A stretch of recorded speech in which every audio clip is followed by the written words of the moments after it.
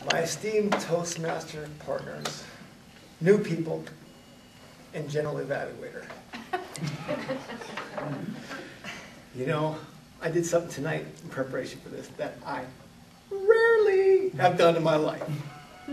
I practiced. You know, I was back at the house right before this gets started, and sitting there with my girlfriend. I said, you know, I'm giving an icebreaker tonight, and I kind of want to throw it by you. And I never done it before.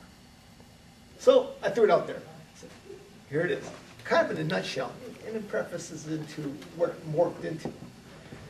So I thought about how am I going to do this and tell about who I am, to let you know who, I want you all to know who I'm all about, what my story. So I'm going to make this a geographical narrative instead of a chronological narrative. There's 4 sections to my life. I was the Dakota kid, born and raised in North Dakota. And then I was a crazy Coloradan, or hence moved from North Dakota. And then I went to the journeyman Japanese. And now I'm currently Californian. So I went through this whole thing with my girlfriend and said, okay, here's how I'm going to do it. I'm going to blah, blah, blah, blah, blah, blah, blah.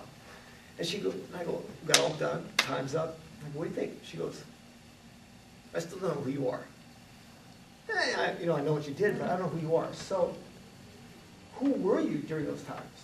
So I thought, that is excellent, because we all talk about what we do, but not who we were during that time, what we were doing, what we do.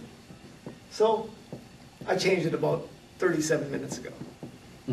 Let me tell you about the Dakota kid. So, born and raised in the worst spot in the country to be a surf instructor. The geographical center of North America. Anybody want to guess where the geographical center of North America resides? Kansas. No, no. Geographical center of North America. United States, it's going to be North Dakota. North Dakota. Here we have a winner. Matter of fact, Rugby, North Dakota. I am from Rugby, North Dakota, the geographical center of North America. And I wanted to be a surf instructor. So, grew up, my father was an entrepreneur. Small town, 2,300, biggest town, it's 60 miles. My father owned the Andy B restaurant, Andrew Buchl. He owned Andrew's Steakhouse, and started implementation dealership. But I hated being in North Dakota because I was a surfer, right? Went to college in 1985. You all know about North Dakota, right? You all heard about the cold. There was a storm coming down from Alaska. It was a cold front. It was moving slow, and it was dangerous. People were boarding up. They were buying heaters. They were buying blankets. And it hit in December of 1985. From December of 1985 until the beginning of January 8th of 1986, it never got above 30 below zero. It was freaking cold. And when the wind blew, it got down to 80 below. And I was at college, University of North Dakota. And one day, going to work, car frozen, couldn't move, going on the bus, trudging through snowbanks, 35 below. I thought, I can fail college anywhere. I don't need to freaking do it here. So I moved to become Colorado crazy. And I got out of there and I went to Colorado. In Colorado, so I'm lost. 3 years of college, starting over, got into the bar business. I was a waiter.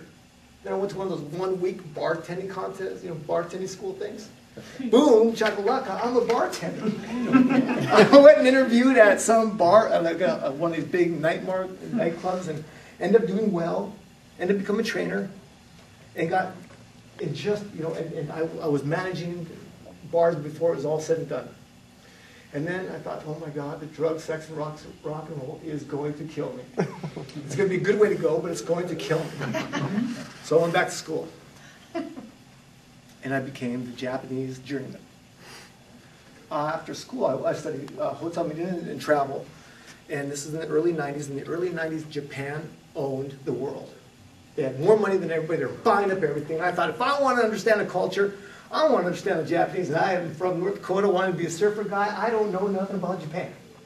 So I moved to Japan and wanted to study it and get to know it in a year. it's very complicated. Japan is like an orange. An orange is a pretty good looking fruit, but you take a bite out of it and it's horrible. You got to peel that fruit back to get to what's really special about it. So, 3.5 years. And after 3.5 years, you got to go like, if either I'm staying or I'm going. And my purpose in life is not to stay, so I moved and became currently Californian. So then I moved into California, and this is where I've been since 1996.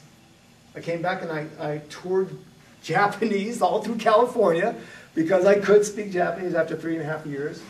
And then I did a lot of traveling with Japanese all over the world, seeing the most beautiful hotels, taking care of incentives and events, and it was great. But I harkened back to my father, who started the Andy B and Andrew Steakhouse in Rugby, North Dakota.